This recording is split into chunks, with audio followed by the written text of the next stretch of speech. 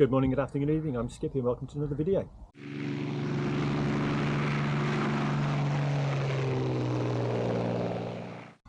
Well, we're at the flying site.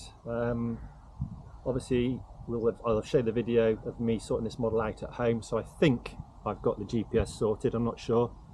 So when I now plug it in, change the transmitter setting. So I flick the gear, what is the gear switch. And what I've noticed is now on the autopilot, the light goes solid green after a blink of red. And it doesn't matter what setting I'm in, be it normal, stabilized or safe, when I flick the gear switch, blinks red and then goes solid green. And I then, no matter what I do with the mode switch, it doesn't change until I flick the gear off, and then it will change again. So I'm hoping that that means the GPS activation is working. And obviously once you're in GPS mode, it won't do anything until you switch that off. So I just now need to try it here at the site. Remember that? Left, right, up, down, left, right.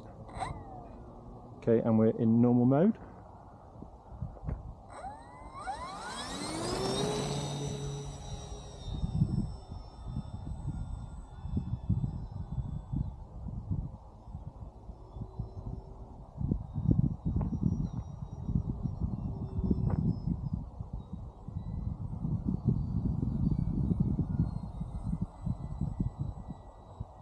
Stability.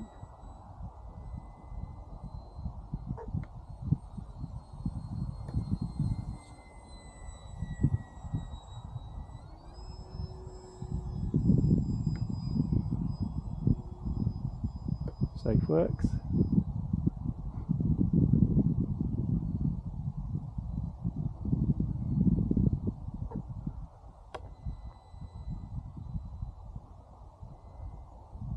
It's flying itself.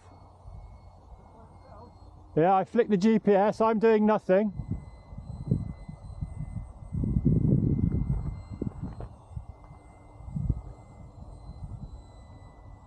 It's climbed and it's turning again.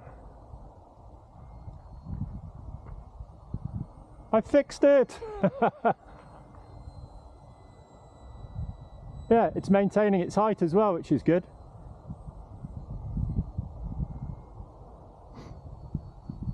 And it is circling around the table.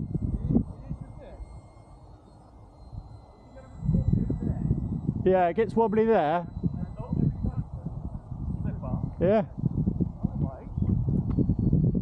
It is flying itself. Yeah. Every time it is. I'm guessing as it turns, it drops, it then realises and picks itself up again then. Leveled a bit, now it's going to turn again. Oh, I'm really pleased, it works. That's pretty good, isn't it? So if I flick it off now, if I flick it off, yeah, now I have to control it. Brilliant. So frustratingly, I was pressing the wrong buttons on this camera, hence the video footage that I've got at the flying site is limited, which I apologise. However, I did manage to get footage of it in flight, as you can see from what we've just been watching. So the good news is the wiring diagram and the setup that I've got does work, but I do have one caveat. So the mode switches work, that all function, stability safe, and the return to home does work. However, because of the way I've wired up the throttle, as in it doesn't go directly into the autopilot, it goes via the receiver, the autopilot doesn't adjust the throttle to help maintain speed, or to increase up to that speed that's set within the autopilot itself. And basically what happens is it maintains the throttle at the last known input. One thing that I haven't been able to show on video because the video clip didn't work is I flicked the return to home switch when the throttle was reduced. As a result, the return to home started to work, which is great, but as it started to bank, it stalled. Fortunately, I was high enough that I was able to catch it, so I disengaged the return to home, caught it and boosted the throttle. What you can do though with this setup is you can increase the throttle manually, and what I found for this model particularly, with the throttle stick up at 50% setting, it was fine, and as you could see in that video clip, it was circling nicely. So what I've learned here is if I have to flick the return to home switch just make sure the throttle is at least 50% and the model will stay flying. If it's less than 50%, you need to increase it and it will do that.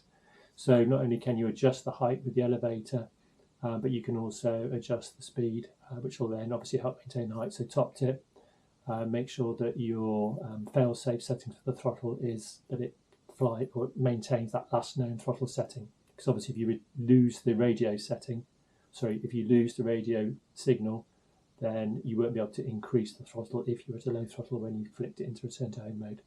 But hopefully we've all learned something. I've managed to get it working, which is great. I know its limitations, so I can now take it forward and go from there.